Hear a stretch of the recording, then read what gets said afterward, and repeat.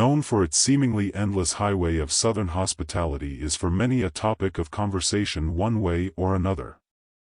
There's just about something for everyone. Cities. Small communities throughout. Generations of farming. Deeply rooted religion. Emerging tech companies. More barbecue than one can imagine. And of course, you've guessed it, a famous football team. On the 700 block of Cowboys Parkway, miles within the stadium, the unthinkable was taking place.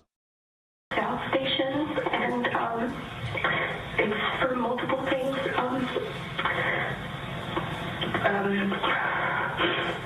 Child pornography and murder. Monday, April 5, 2021 at approximately 10 p.m. Madison Mcdonald had entered the lobby of the Irving Police Department to use the phone to report a crime. And who was murdered? My children. Murdered when? Today. Murdered where? In what city? Irving. And who murdered them? And how many children? How many children do you have? I have two. Okay. Okay, you have 2 kids? Yes, ma'am. Okay. Who murdered them? Police were dispatched to the Anthem Apartments to investigate. What officers discovered that morning would certainly send chills through the Lone Star State like a tornado. Investigators are among the first to witness the dark corners of the human mind as they unfold the heinousness of a suspect's decision, in this case, to cut short the life of one's children. With pen and pad they listened closely. I felt like I did what I had to do to protect my kids. It's not what I felt to do. I did what I had to do to protect my kids. It's not what I wanted to do. I'm not okay. I don't think it's right. I think I do deserve to be arrested. What is the fastest and easiest way that I could just relieve them of this pain so they don't have to? I don't have a concrete piece of evidence to give you, no. I understand. What I have is what I've seen and what I feel. Officer Robert Reeves, I'm the Public Information Officer for the Irving Police Department, here to brief everybody about the arrest of capital murder. Social media was in a frenzy with people who knew her putting the pieces together. Even saying that the events could be a result of a toxic relationship with her ex Christopher. Leading the barrage of posts was Madison's longtime friend Stephanie, who also gave an interview. Stephanie said Madison was even the godmother of her children before having children of her own. Facebook post. Stephanie Washington. I should have reached out yesterday. I cry for them babies. Although people on here don't know the full story and are so quick to make assumptions. I don't agree that any child should ever be hurt. I just want to talk to you and find out why. I knew what you were dealing with one of your exes. I told you if you needed me to get the girls I would. I honestly believe something else was going on, or you were made to believe you did this. She had a mental health Facebook group that she added a lot of us in from high school, and she was the one that always said, if y'all need anything, reach out. Don't do anything, just reach out to me. I'm here for everybody. Creasa Mason, a pre-kindergarten teacher, posted, I personally knew the oldest daughter because she was in my class when she was 3. She was the sweetest. This absolutely breaks my heart. With a taped confession, the state had what it needed to set the tone for an indictment. Wednesday, April 12, 2023, the trial began. The definition of insanity is commonly known as doing the same things while expecting different results, but insanity in the eyes of the court of law differs. In Texas, the defense must raise the argument early in the process by submitting a motion 20 days prior to the trial date. The defense in Mcdonald's case did just that, setting the tone for opposing experts. Timothy Hammond, father of her oldest daughter, Archer Hammond 6 testified he was informed by Madison's mother of the tragedy. He stated that he knew Madison suffered with mental health issues when they first met. Hammond was asked of his thoughts when he was informed of the tragedy. Disbelief.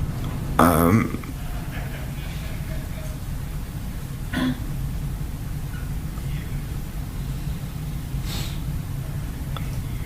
don't know.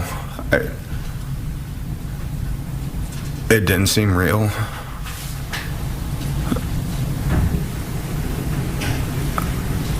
It didn't seem real. Julie Kidd, Madison Mcdonald's mother and grandmother of the victims, took the stand in her daughter's defense. In those last several months, she frequently believed that she did not have a diagnosis, but we had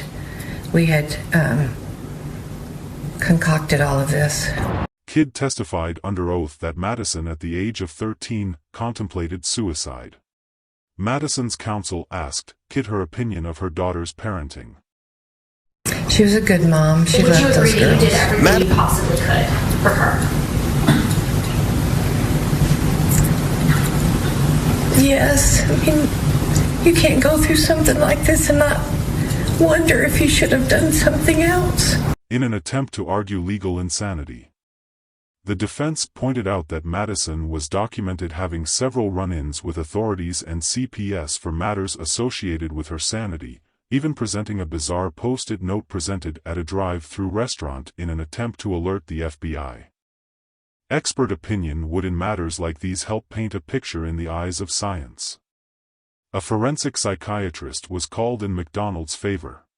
She was very focused on her paranoid delusions about conspiracy by family, including her ex-husband, her mother, Irving police, about her children being, her two daughters being sexually molested and participating in child porn. She also mentioned she felt all of this could have been avoided once CPS was aware of her mental state. The concern was how could her sanity be questioned when sloppy policing was evident. The leading detective was called to the stand. Reason we don't know that, whether she was taking her medications or not, is a failure of your investigation. Correct. Madison wedded Christopher McDonald on January 7, 2019 and was seemingly in marital bliss. Shortly afterwards, the couple welcomed the birth of their youngest daughter Lillian Mae McDonald on May 15, 2019.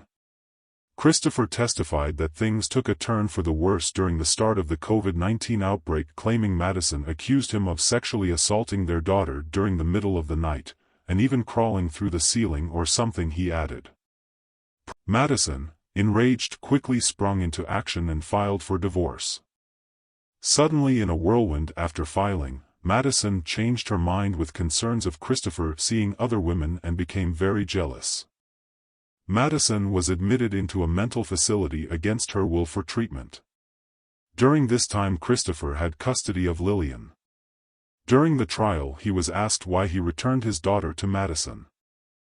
And as a father, I thought I was doing a good thing to let Lillian go back so she could live with Archer, and because I just thought that if I kept Lillian away, it would tear Archer apart. McDonald's defense argued that Madison was suffering from bipolar episodes and schizophrenia, and wasn't in her right mind at the time of the crimes, in their attempt to persuade the courts that she wasn't liable due to being insane. The prosecution called in its own specialist to shine light on the case. My opinion was that she was mentally ill, and I believe that the mental illness undergirded the offense. I don't think there's any doubt about that. But it did not render her to the point that she did not understand that her conduct was wrong or illegal, and therefore my opinion was she did not meet the criteria for not guilty by reason of insanity. The prosecution's expert witness supported her professional opinion on 13 instances where Madison proved that she was sane at the time of the offenses. Including McDonald proved she was in her right mind when she called the police to report the murders because she knew it was wrong. The state gave jurors the opportunity to witness the horrifying images officers encountered while entering the residence. Y'all